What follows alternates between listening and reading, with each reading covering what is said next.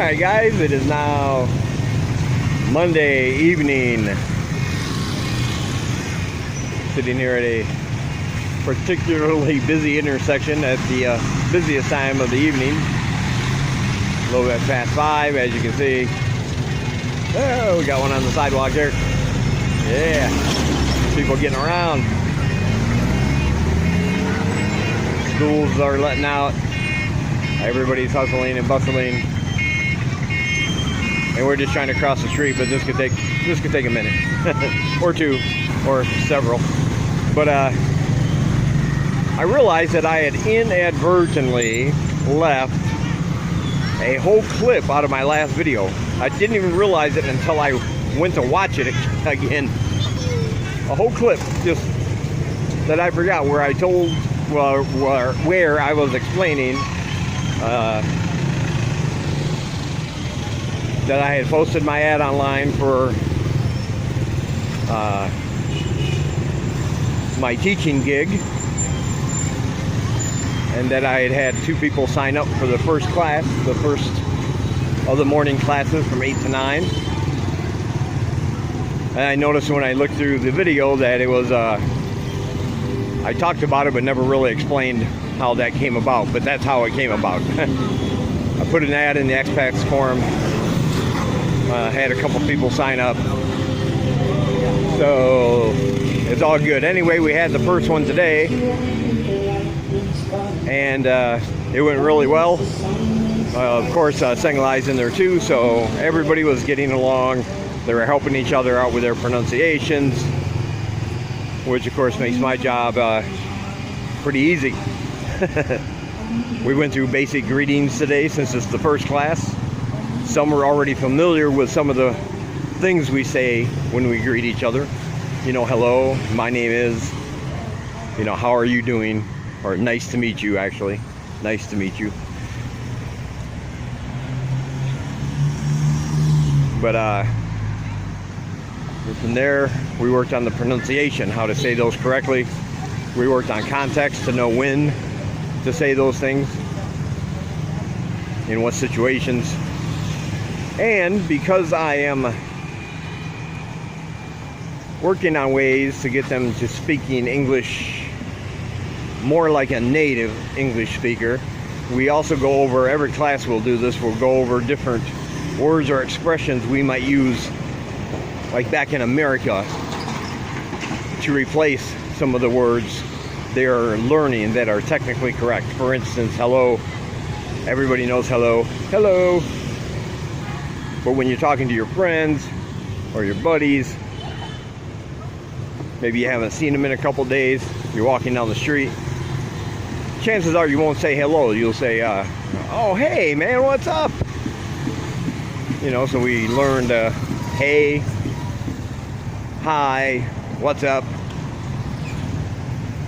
as alternatives to just saying hello when you greet somebody. It's good. I like the fact that I didn't even have to tell them to bring a notebook and pen. They came ready to learn, writing down sentences, asking questions. So the first classrooms are really good.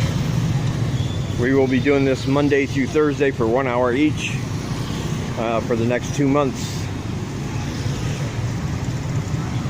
And hopefully, since I'll have 3 hours in the morning to do that, and I would prefer to have 5 people per class, hopefully we can get some more people in there, fill it up. More interaction means they learn faster, and it's more fun.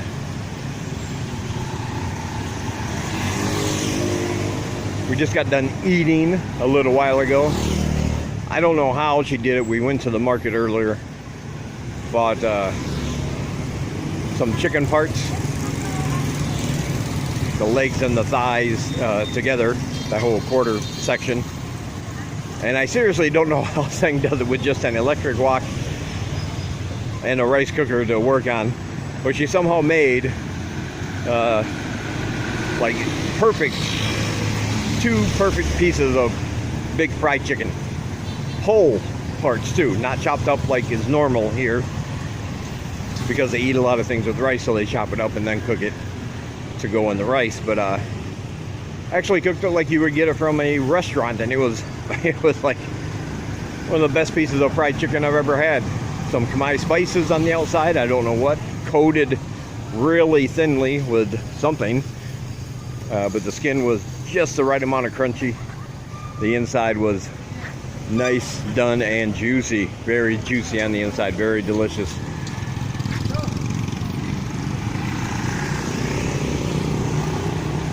And of course we did have it with rice, and also a dipping sauce, kind of a spicy, tangy sauce. Oh, no thank you. No thank you. Kind of like a spicy, tangy kind of sauce. It was just really, really good. I was really happy with that.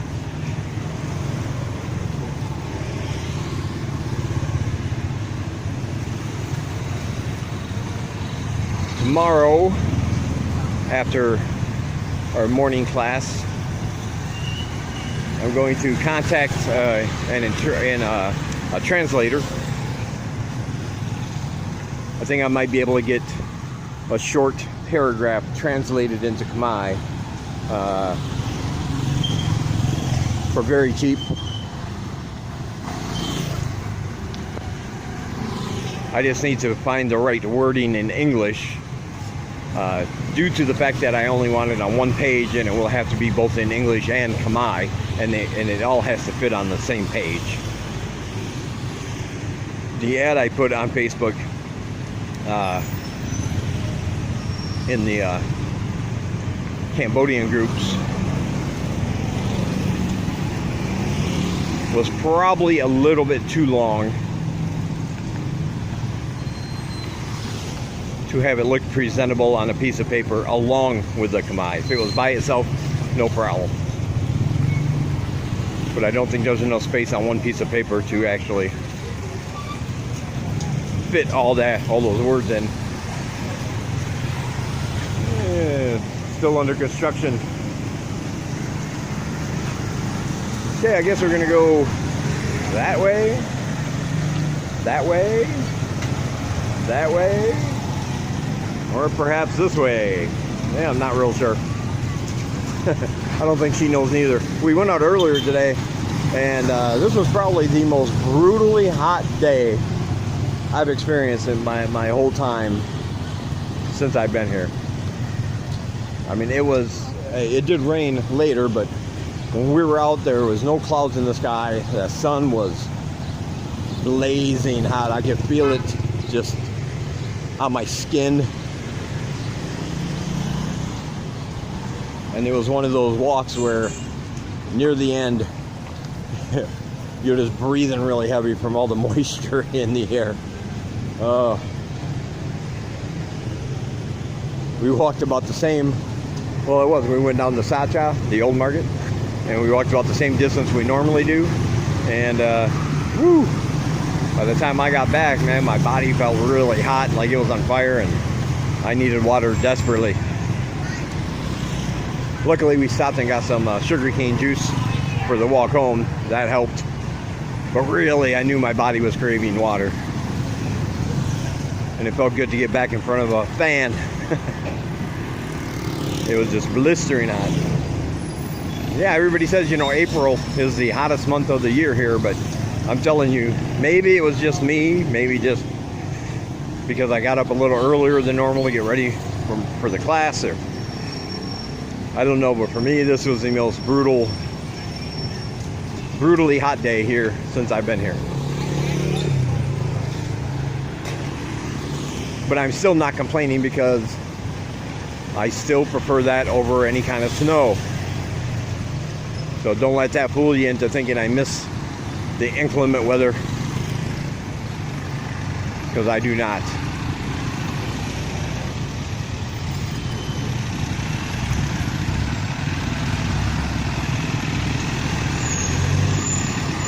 Ooh, that's a power pole right there. Yeah. Well, guess we're not going that way. The other thing is, man, it's been, like I said, it rained, and it didn't rain long, but it did rain pretty hard for a couple minutes. that means there's a lot of mud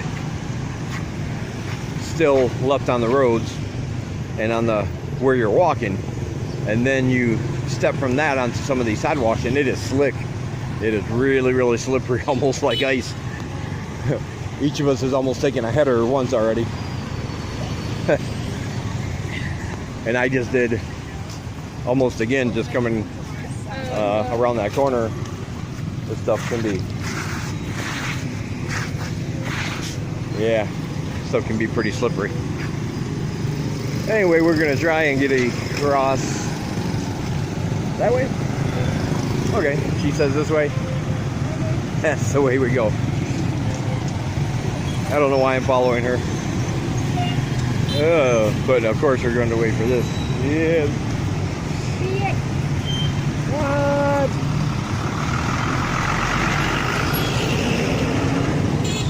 My word of wisdom for you today. It's always worth the time to wait for the bus.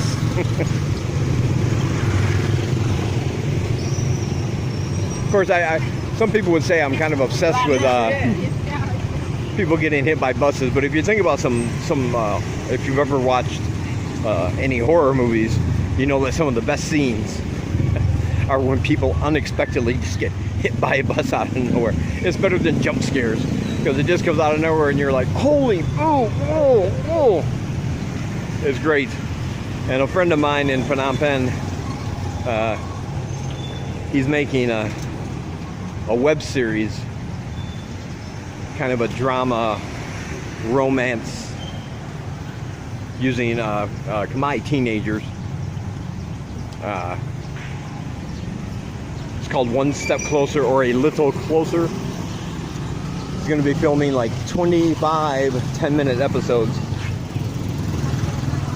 And the reason it's called that is because he says in each episode you'll notice that the lead male and the lead female, they get one step closer to each other, because it's supposed to be a romance, you know. So my suggestion was, you know, that's all fine, and I know it's going to have one of those happy endings that everybody loves, you know, if you're into the whole romance thing. But I think they should film an alternative ending where, after watching 25 episodes of this, rooting for the characters, getting to know them, and you with them through their ups and downs, and when they're together at first, and then of course something will have them separate, and they'll be heartbroken and sick. But then at the end, when they find that redemption and they meet each other in the dark, it's raining, middle of the night, underneath a street light, and they realize they can't live without each other, and they come in for that embrace and that very romantic kiss, all of a sudden, bam, bust out of nowhere, boom, they both explode on the screen, and then the words, "the end." And that's it, no explanation. I think that would be pretty awesome. That's the kind of thing I would want to do. Just get everybody to believe it's serious. It's a serious, dramatic, romantic movie, and then at the end, just have them both get run down by a bus. Maybe it's just me, but I think it's funny.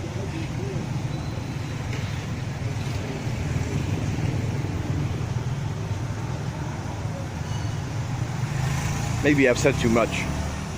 If that actually happens, people are going to suspect I had something to do with it, and I did not. So look at the architecture. Ooh.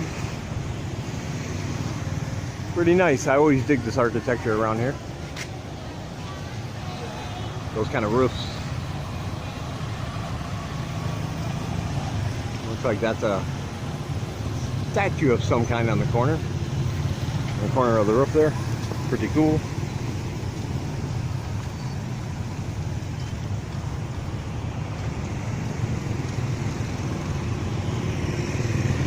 And we are down here now by Hard Rock Cafe, the Angkor Night Market, and the roundabouts.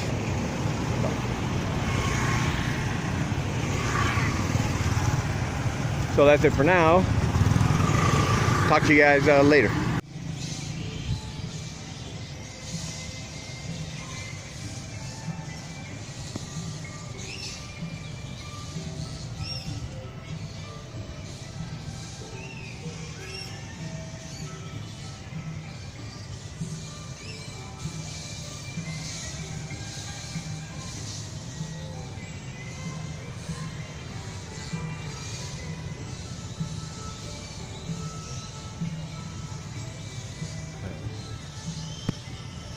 Alright guys, it's Tuesday now.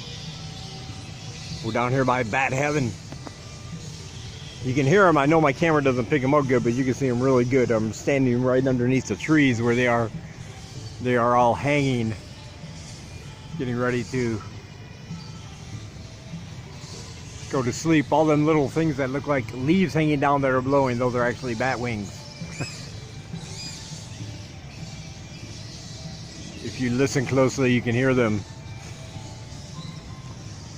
Anyway, just got done with the my second class. Everything went well, on schedule. Everybody's learning, everybody's happy.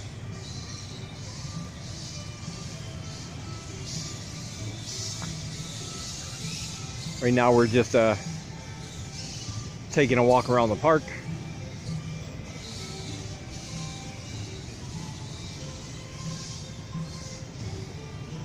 On this overcast but breezy kind of day. Much better than yesterday. That and very intense heat. Kept trying to find a place where I could get a better video of those bats, but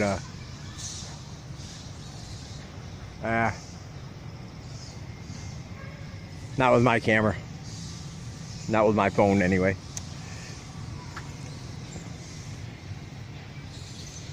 But at least I tried. Yeah. Hi guys, it's now Wednesday morning. I figured I'd go ahead and end the vlog here. Don't have nothing much planned for today. Gonna go to the market. I'll probably film some of that. But right now, nothing really much going on. Just finished my class for this morning. We went over numbers in English and also how to pronounce them in reference to time, like what time it is, years, that kind of thing. Right now I'm just waiting for a friend. She's coming over to look at something I am selling to see if she wants to buy it. It's funny how you will accumulate things here. Or bring. When I first came here, like I said, I had a suitcase. It was a full suitcase too. It was pretty packed. I had to take some stuff out at the airport because it went over the weight limit, and I had to shove it in my one of my carry-ons.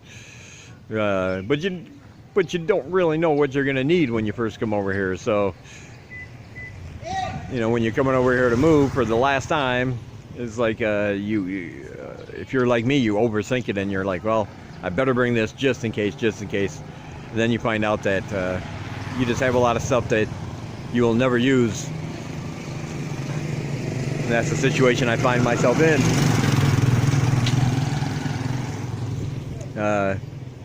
There's a movement on the internet. I don't know if you guys have heard about this, the minimalist movement. I don't know if I subscribe to it, although I do find that not having a lot of things is better for me. But one of their rules is the 90-day rule. If you have some things and you do not use them within 90 days, get rid of them. Sell them, give them to charity, do something to help declutter your life. I think that's kind of a good rule. I don't know why it has to belong to a movement. It should just be one of those things. Yeah, it makes sense to me. So, I'm meeting her right here in front of the Sunflower restaurant. A really good place to eat. She is picking her ear with a piece of plant she found on the ground, then jabbing it in her ear. Crazy, I'm telling you, crazy. Anyway, that's about it for this vlog. I'll see you guys in the next one.